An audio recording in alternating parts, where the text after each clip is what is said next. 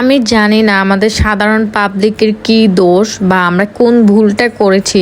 এখন তো মনে হচ্ছে এই দেশে জন্মগ্রহণ করাটাও একটা ভুল।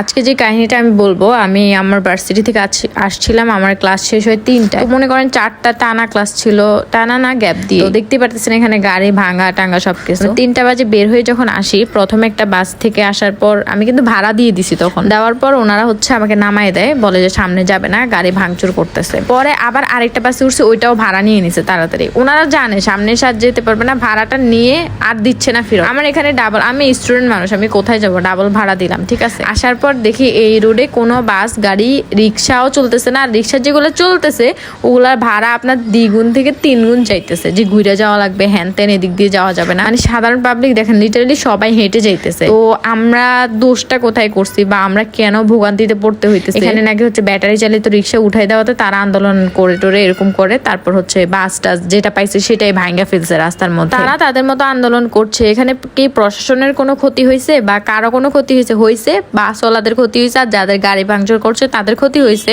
আর আমরা যারা সাধারণ পাবলিক আছি তারা ভোগান্তিতে হয়েছে।